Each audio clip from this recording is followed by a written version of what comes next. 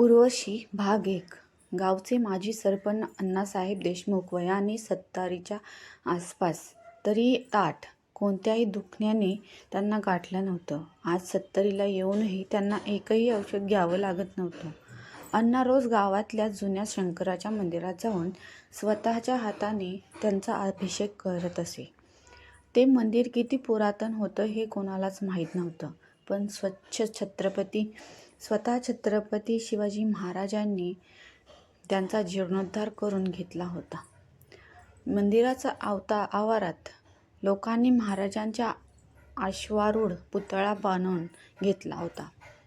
देवळात जाण्यापूर्वी लोक आदराने स्वराज्य उभारणाऱ्या या देवाला नमस्कार करूनच आत जात असे. अण्णासाहेबांच्या अनेक पिढ्यांपासून शिवशंकराला अभिषेक घालण्याची प्रथा चालू होती. त्या दिवशीही नेहमीप्रमाणे अण्णा अभिषेक घालून ध्यानस्थ बसले.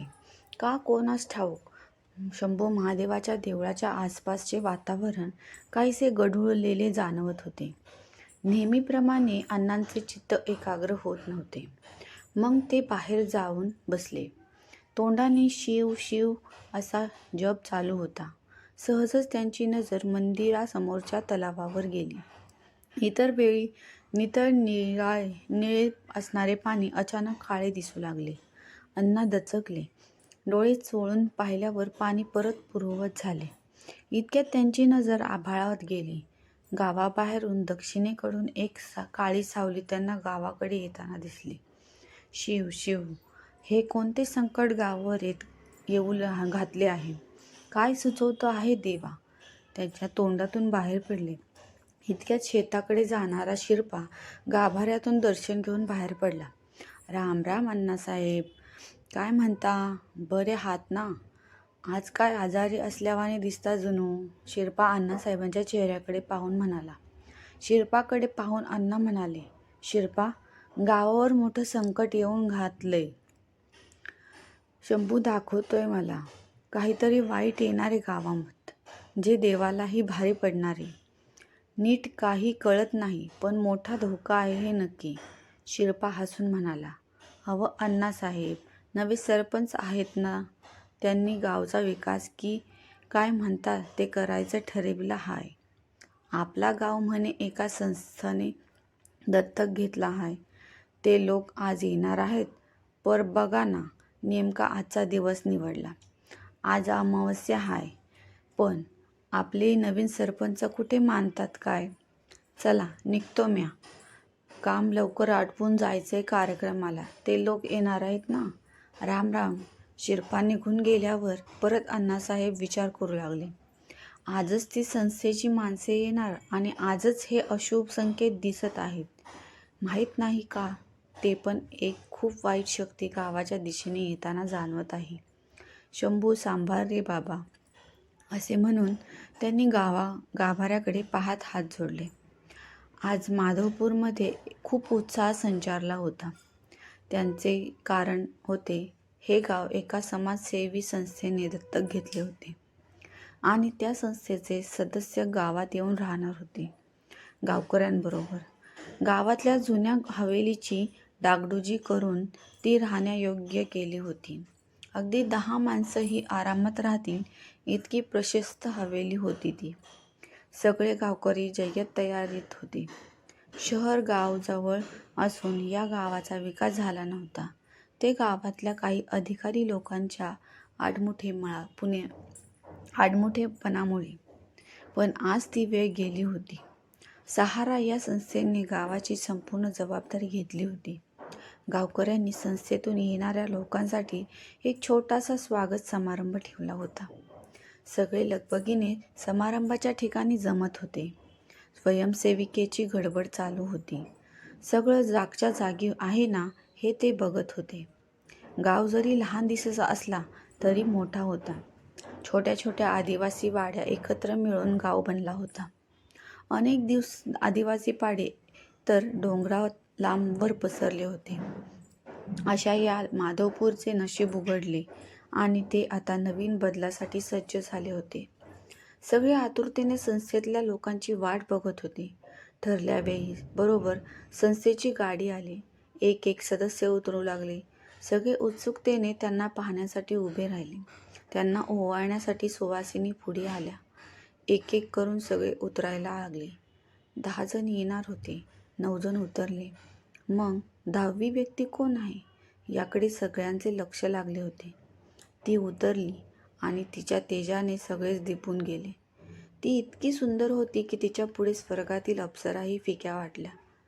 लांबसडक काळे केस, त्यांची सैलसर वेणी घातली होती. दुधासारखा गोरा रंग, गुलाबी ओठ, पांढऱ्या शुभ्र दंतपंगती, टपोरे डोळे, काळेभोर डोळे, मध्यम उंची, आखीव रेखीव बांधा. काय नव्हतं तिच्यात? ती म्हणजे मूर्तिमंत सौंदर्य होते. तिने अगदी साधी पांढरी सुती साडी नेसली होती. तिच्या चेहऱ्यावर मंद हसू होते.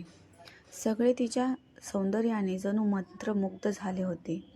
कोणालाच पुढे काय करायचे हे सुचत नव्हते. मग तिनेच हसून विचारले, कार्यक्रमाला सुरुवात करायची ना? तसे सगळे भानावर आले. मग सरपंचांनी खूप खून करता सगळ्या सुवासिनींना त्यांना ओवाळायला पुढे आल्या. त्यांना नम्रपणे नमस्कार देऊन ते 10 जण व्यासपीठाच्या दिशेने गेले. सरपंच आबा पाटलांनी सर्वांचे पुष्पगुच्छ देऊन स्वागत केले. सर्व गावकऱ्यांनी टाळ्या वाजवल्या. मग सरपंच बोलायला उभे राहिले. नमस्कार लोकोहो, आपण सगळेजण खूप भाग्यवान आहोत की आपण माधवपूर गावाचे रहिवासी आहोत. आपल्याला गावातला अतिशय उज्ज्वल इतिहास लाभला आहे. आपल्या गावचा माधव निंबाळकर यांनी छत्रपती शिवाजी महाराजांच्या फौजेत फार मोलाची कामगिरी बजावली होती. त्यांच्या नावावरूनच आपल्या गावाला माधवपूर नाव पडले. मधल्या काळात गावातल्या काही लोकांच्या आपापसातल्या राजकारणामुळे या गावाचा विकास खुंटला होता. परंतु आता असे होणार नाही.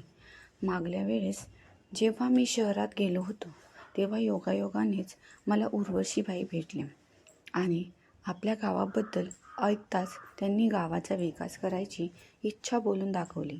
मग काय, शुभस्य शीघ्रम, लगेच हो म्हणून मोकळा झालो. गावातल्या लोकांनीही खूप उत्साह दाखवला. म्हणून प्रथम मी गावातल्या लोकांचे कौतुक करतो आणि आपल्या गावाविषयी काय योजना आहेत हे सांगायची मी उर्वशीबाईंना विनंती करतो, असे म्हणून टाळ्यांच्या गजरात सरपंच बसले. मग उर्वशीबाई बोलायला लागल्या. नमस्कार. सरपंच साहेबांनी सांगितल्याप्रमाणे या गावाचा विकास करण्याचे आम्ही ठरवले आहे. हा विकास 3 टप्प्यामध्ये होईल.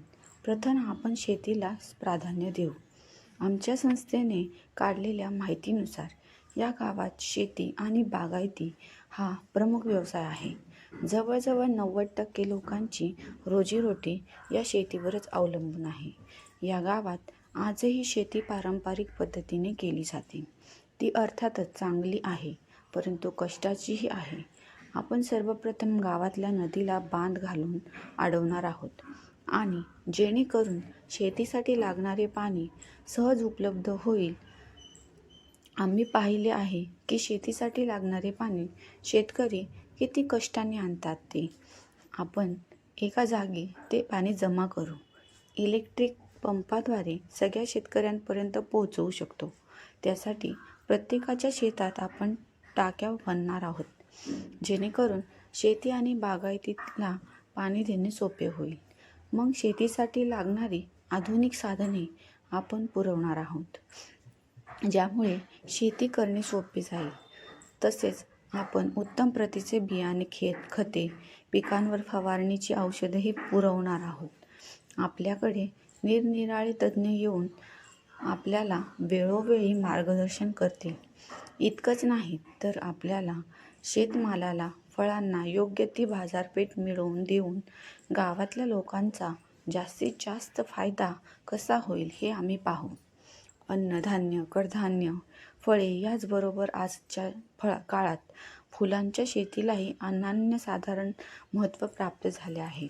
देवळातून देवासाठी, लग्न समारंभासाठी आणि इतर शुभ कार्यांमध्ये सजावटीसाठी फुलांना अतिशय महत्त्व आहे. फुलांपासून अत्तरही बनवतात. मग आपण फुलांची शेती कशी करायची यासाठीही शेतकऱ्यांना मार्गदर्शन करू.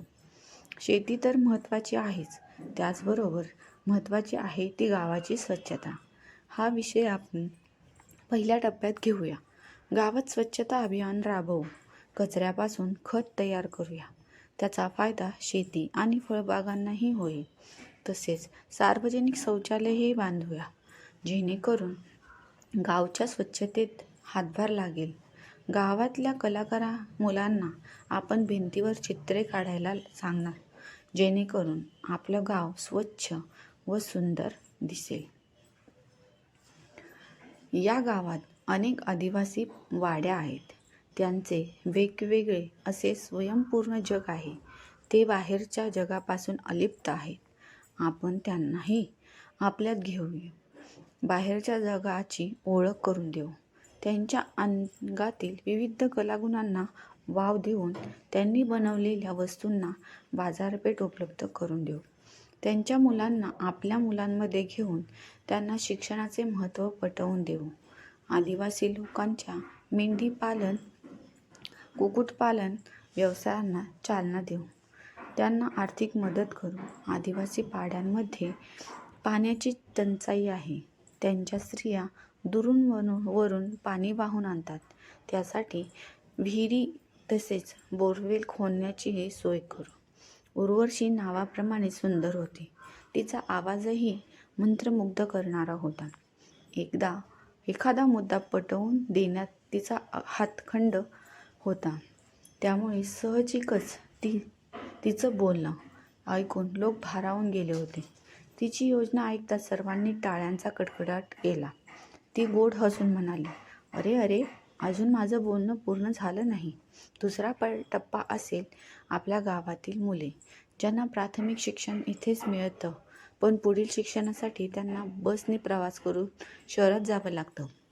या गावात कितीतरी महिला अशा आहेत की ज्यांना शिकण्याची इच्छा आहे, परंतु त्या घरातील जबाबदाऱ्यांमुळे बाहेर पडू शकत नाहीत. मग आपण या सर्वांच्या शिक्षणाची सोय इथे गावातच करणार आहोत." आपल्या माननीय सरपंच साहेबांनी मोठ्या मनाने गावाबाहेरची विवादास्पद जागा आपल्याला शाळेची इमारत उभी करण्यासाठी दिली आहे. तिकडेही लवकरच इमारतीचं बांधकाम सुरू होईल. आपण शहरातून चांगले शिक्षक बोलवू. महिलांसाठी रात्रीचे वर्गही चालू करू, जेणेकरून शिकण्याची इच्छा असलेल्या महिलांना शिकू शकतील. महिलांच्या विकासासाठी आमची संस्था बांधील आहे. इथे फक्त पुस्तकी ज्ञान मिळणार नाही, तर ज्या महिलांना स्वतःचा छोटा व्यवसाय सुरू करायचा असेल त्यांनाही मदत केली जाईल. त्यांना आवश्यक ते व्यावसायिक शिक्षण दिले जाईल, जसे पापड, लोणचे बनवणे. इथे आंब्याच्या अनेक आमराया आहेत. आंब्यापासून तसेच इतरही फळांपासून जाम, लोणची आणि इतर टिकाऊ उत्पादने बनवण्याचे प्रशिक्षण आपण महिलांना देऊ. तसेच ज्या महिलांना शिवणकाम, विणकाम, भरतकाम याची आवड असेल त्यांनाही मदत करू. त्यांना विक्रीसाठी बाजारपेठ उपलब्ध कशी होईल याकडे जातीने लक्ष दिले जाईल.